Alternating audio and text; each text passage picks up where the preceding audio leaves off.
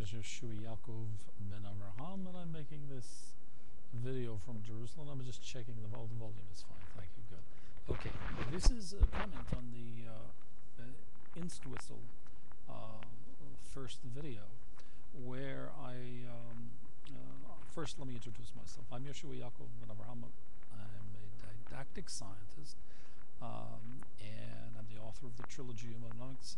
It's comprised of the two first principles. The central organizing principle is the cognitive behavioral science version, which is receiving to give, which replaces the old model of exile, of man's exile, and if you're secular, of the pre-modern modern era of separation. We're now in the postmodern era. Okay, so receiving to give and the integration of labor. Those are the two first principles. Now, I introduced in this context of humanomics in general and its central organizing principle, which is receiving to give, which means receiving the authentic you to give the authentic you to yourself, to your children, to the real you, your children, your family, your community, your nation, all mankind. Okay.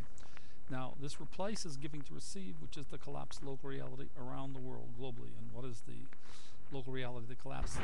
Giving to receive means I give, I get. It's the anthropologic, psychologic model of man's exile that in secular parlance it would be the pre-modern, modern era of man's separation, and we're now have ascended into the postmodern era. Okay, so that's the framework.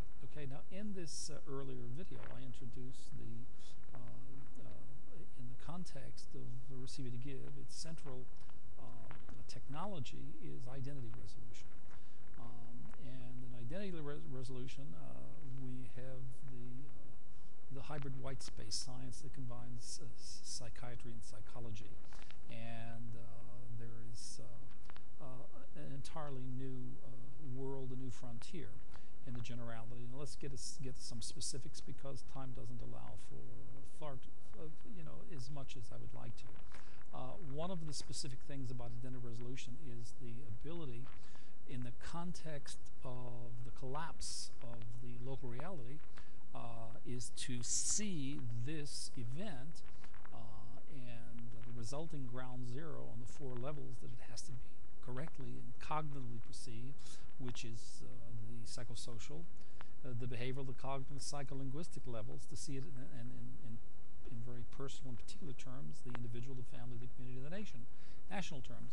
To see it in these in this perception is to understand that we have a complex. When the local reality collapses, we have the most important first realization is to discern from the chaos that results of the collapse of local reality, particularly when it's personal to us in our lives, is the tragedy in the Entwistle family.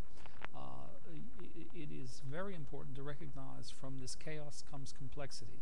And so one of the most complex cognitive behavioral science first principle derivatives in technology of identity resolution is the process of what is called the paradox to delimit to dichotomy access. And this so when we get past the post-collapse of the local realities chaos, the experience of the chaotic conditions under which we find ourselves, particularly personally and in respect of our families when such a tragedy occurs, then we come to the complexity. And the complexity, none of us are really educated, trained, or prepared for. We're not all of us. We're not naturally educated in science, and even those who are, interestingly, are often not prepared. From my experience as a scientist, I've met many scientists who are themselves not prepared unless they're specifically trained in cognitive behavioral science. Now, having said that, we move from complexity, and once we master the complexity involved of the paradox to delimit to dichotomy access, And what is the paradox? The paradox is seeing something, as we did this incredibly complex, impossible to this paradoxical murder by a man of his child and his wife. And the statements all sound right through the investigation and the testimonies and the trial. Something's not quite right. It sounds right, but it's not quite right. So I introduced some very new, very important world-class science that's revolutionary, and of course the reaction is going to be, oh, this is terrible, it's libelous. And we're getting all of that noise feedback now. But when we move from the paradoxical to the dilemma, we see that this man's behavior was really his self-delusion, that he was faced with the dilemma, when in fact the solution to his problem, had he the training in sustainable human development, and particularly in identity resolution, which he did not have. He was brought up by a memsist to be a mem. And this is world-class science. And this is not libel or slander. This is empirically and logically what the facts are. And so we see that from this terrible tragedy, we have to go from the complexity to the convergence. And so the process is chaos to complexity to convergence to comprehension. Well, we're a long way from comprehension, folks. Having said that, the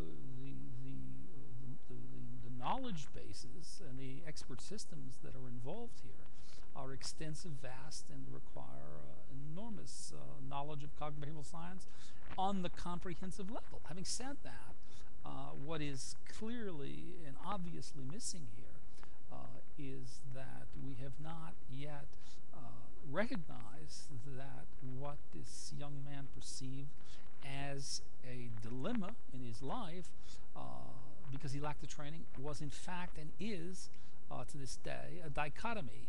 And for the rest of his life, this is what he is confronting, the dichotomy. And dichotomy means to effect a complete separation without any overlap.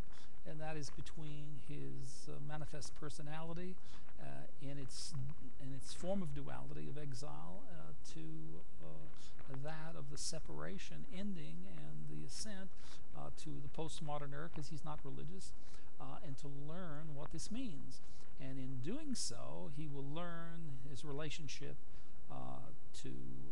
with himself, between the higher truth and man's truth, and then the relationship between himself and his authentic self.